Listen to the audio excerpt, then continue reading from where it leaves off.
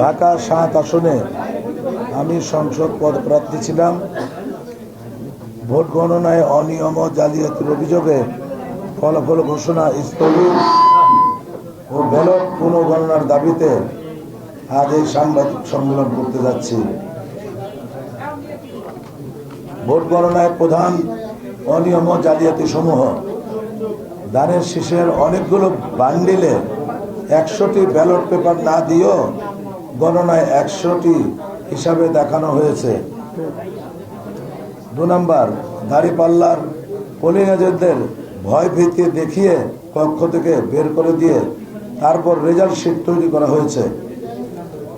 দাঁড়িপাল্লা এজেন্টদের আপত্তি অপেক্ষা করে অনেক পোলিং এজেন্টদের রেজাল্ট শিটের মূল কপি সরবরাহ করা হয়নি। ভোট গণনার সময় গণনার মাঝামাঝি এসে ম্যানিপুলেট ও রিগিং এর উদ্দেশ্যে গণনাকে অহেতুক দেরি করা হয়েছে। কাউন্টার পার্টে এজেন্টদের স্বাক্ষর নেওয়া হয়নি।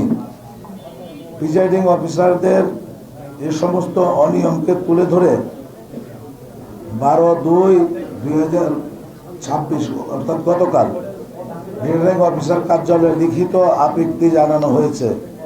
সার্বিক এ সমস্ত অনিয়ম আমার নির্বাচনী এলাকার ভোটারদের রায়ের সঠিক প্রতিফলন হয়নি। ভোট পুনর্গণনা হলে এই সমস্ত অনিয়মের সত্যতা প্রকাশিত হবে ইনশাল্লাহ। সঠিক ভোট সংখ্যা জানা যাবে। আপনাদের মাধ্যমে আমি অতি বিলম্বে ফলাফল ঘোষণা স্থগিত রেখে ভোট পুনর্গণনার দাবি জানাচ্ছি।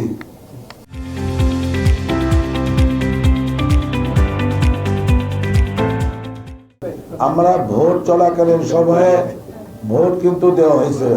এটা ভোট ইঞ্জিনিয়ারিং করা হয়েছে গণনার সময় আমাদের রেজাল্ট, প্রথম দিকের রেজাল্টগুলি সুন্দরভাবে আসতেছিল। হঠাৎ করে দেখা গেল ১-২ ঘন্টা রেজাল্ট সরবরাহ বন্ধ হয়ে গেল, প্রচার বন্ধ, স্থগিত করে দেওয়া হয়েছে। অদ্যাবধি পুনরায় আপনার আমাদেরকে রেজাল্ট জানানো হয়নি। আজকে হঠাৎ করে দেখলাম আমরা যে আপনার ওই রেজাল্ট শিট তৈরি করে ওনারা ওই আমাদের বিপক্ষ পার্টিকে বিজয় ঘোষণা করে দিচ্ছেন। কিন্তু সন্দেহ হওয়ার কারণে গতকাল রাত্রি আমরা একটা অভিযোগ দায়ের করছিলাম যে ভোট আমাদের সাথে গণনা হোক, আমাদের মনে হচ্ছে এখানে কোনো রকম ম্যানিপুলেট করা হচ্ছে। এটা বলে আমরা একটা অভিযোগ গতকাল রাত্রি দিয়ে দিছি। ৪৮ ঘন্টার মধ্যে করা যায়। ৪৮ ঘন্টার ভিতরে করে আমরা রাত্রি দিয়ে দিছি। ৪৮ ঘন্টা লাগেও নেই, ৬ ঘন্টার ভিতরে দিয়ে দিছি। Thank you. আমরা আশা করি আপনারা মিডিয়ার মাধ্যমে এই সত্যতা তুলে ধরবেন এবং যাচাই বাছাই করে নির্বাচন কমিশনারকে প্রেসারাইজ করে পুনর্গণনার ব্যবস্থা করবেন ইনশাল্লাহ। তাহলে জাতীয় দেশের জন্য একটা মঙ্গল পথ বয়ে আনবে। কারণ আমরা অনেক রক্তের বিনিময়ে আমরা একটা নতুন দেশ পেয়েছি। এই দেশটা আবার সেই পূর্বের অবস্থাটা চলে যাক। বিগত সরকারের আমলে যেরকম নির্বাচন হয়েছে সেরকম নির্বাচনের নজির দিয়ে আসুক। এটা আমরা কারো কাছে আমাদের কাম্য নয়। এটা আপনারাও চাবেন না নিশ্চয়ই। প্রশাসনের সাহায্য চাওয়া হয়েছে, কিন্তু অনেক ক্ষেত্রে দেখা যায় প্রশাসন সঠিকভাবে আপনার সহযোগিতা করতে পারেন নাই, বা ওনারা অনেক ক্ষেত্রে ভয়েও চলে গেছে, আমাদের সাথেও যোগাযোগ করে নাই।